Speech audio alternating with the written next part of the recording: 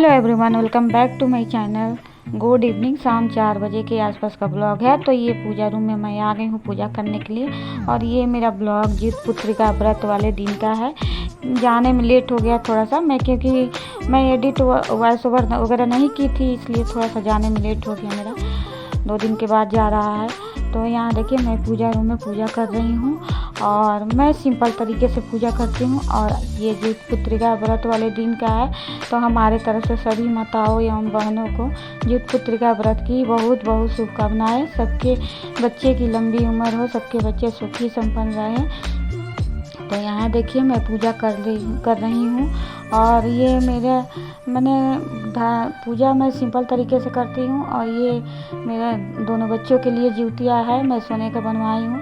बहुत लोग धागे में भी बनवाते हैं, जिसको जैसा समझ में आता है अपना करवाते हैं। मैं दोनों के लिए सोने का बनवाई हूँ ये।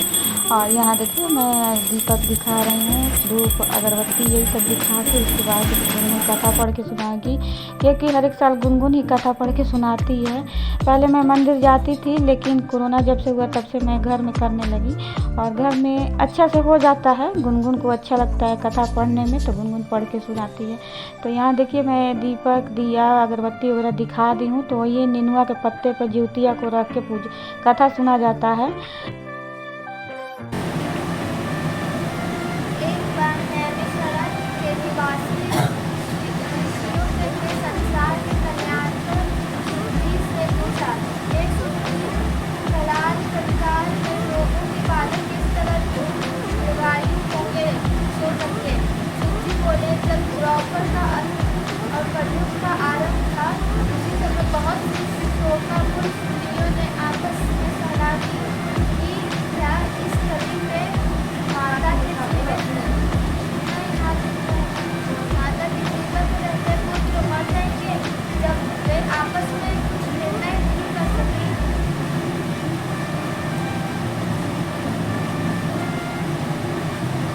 गौतम जी के पास पूछने के लिए गए।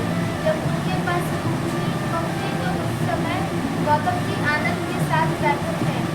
उनके सामने जाकर उन्होंने मस्तक झुकाकर प्रणाम किया। तदंतर स्त्रियों ने पूछा, हे प्रभु, इस कलयुग में लोगों के पुत्र किस तरह जीवित रहेंगे? इसके लिए कोई व्रत या तप है तो कृपा करके बताइए। इस तरह उनकी बात सुनकर गौतम जी बोले, आपसे मैं वही बात कहूँगा जो मैंने पहले से रखा है। गौतम जी ने कहा, जब महाभारत युद्ध के अंत हो गया और द्रोणापुत्र आत्मस्थामा के द्वारा अपने बेटे को मरा देख सब पांडव बड़े दुखी हुए तो पुत्र की शोक से व्याकुल होकर द्रौपदी अपनी सखियों के साथ ब्राह्मण से द्रोण के पास गए और उसने द्रोण से कहा, हे मित्र, कौन सा उपाय करने से बच्चे दीर्घायु हो सकते हैं? यह आप कृपा करके ठीक कहिए। द्रोण बोले, सतयुग में सत्यवाचन बोलने वाला, सत्यचरण करने वाला, समदर्शी जीवद्रोह नामक एक राजा था। एक बार वो अपनी स्त्री के साथ अपने ससुराल गया और रहने लगा। एक दिन आधी रात के समय पुत्र के शोक से व्याकुल वो स्त्री रोने लगी, क्योंकि वो अपने बेटे के दर्शन से निराश हो चुकी थी। उसका पुत्र मर चुका था। वह रोती हुई कहती थी, हाय मुझे बोली, माता के सामने मेरा बेटा मारा जा रहा है। उसका रुदन सुनकर राजा विद्वान का तो मानो हृदय विदीर्ण हो गया। वह तत्काल उस स्त्री के पास गए और पूछे, तुम्हारा बेटा कैसे मरा है? बूढ़ी ने कहा, गरुड़ प्रतिदिन आकर गांव के लड़कों को खा जाता है। इस पर दयालु राजा ने कहा, माता अब तुम रो मत, आनंद से बैठो, मैं तुम्हारे बच्चों को बचाने के लिए यत्न करता हूँ। ऐसा कहकर राजा उस स्थान पर गया जहाँ गरुड़ आधा प्रतिदिन मांस खाया करता था। उसी समय गरुड़ भी उस पर टूट पड़ा और मांस खाने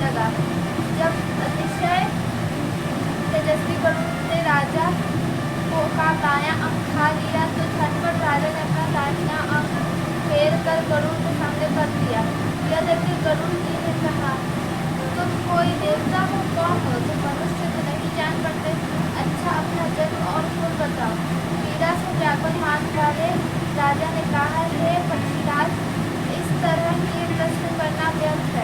तुम अपने इच्छा पर मेरा मांस खाओ।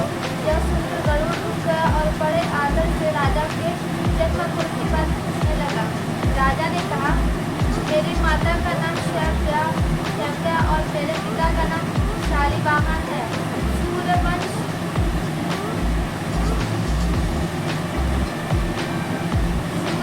में मेरा जन्म हुआ है और ऋतुवाहन मेरा नाम है। राजा की दयालुता देखकर गरुड़ ने कहा, हे महाभाग, तुम्हारे मन में जो अभिलाषा हो वो वह हो। राजा ने कहा, हे पक्षीराज, यदि आप मुझे वर दे रहे हैं तो वर दीजिए कि आपने अब तक जिन प्राणियों को खाया है वे सब जीवित हो जाएं। हे स्वामी, में सब अब से आप यहाँ बालकों को ना खाएं और कोई ऐसा उपाय करें जहाँ जो उत्पन्न हो वे लोग बहुत दिनों तक जीवित रहें। सौम्य ने कहा कि पक्षीराज गरुड़ राजा को वरदान देकर स्वयं अमृत के लिए नागलोक चले गए। वहाँ से अमृत लाकर उन्होंने मरे मनुष्य की हड्डियाँ पर बरसाया। ऐसे करने से सभी लोग जीवित हो गए जिनको कि पहले गरुड़ ने खाया। तो इसी तरह मैं व्रत करती हूँ, सिंपल तरीके से घर में ही अपना करती हूँ। और गुण हर एक साल कथा पढ़ के सुनाती है। बहुत छोटी थी तभी से सुना रही है। कोरोना के पहले मैं मंदिर जाती थी, लेकिन कोरोना के बाद घर में करने लगी, तभी से घर में करती हूँ। और ये व्रत बहुत अच्छा लगता है, बच्चों के लिए होता है। सभी माँ अपने बच्चों की लंबी उम्र के लिए करती हैं। और बहुत कठिन का ये त्यौहार है। बिना निर्जला रहा जाता है, बिना जल पानी का रहा जाता है। बहुत कठिन होता है ये व्रत। और ये सूर्य भगवान का त्यौहार है, बच्चों के लिए किया जाता है। तो इस ब्लॉग को यहीं एंड करती हूँ। मिलती हूँ एक नए ब्लॉग के साथ। अगर मेरा ब्लॉग अच्छा लगे तो लाइक शेयर कमेंट कीजिए। मेरे चैनल पे जो नए हैं सब्सक्राइब कर लीजिए। Bye bye.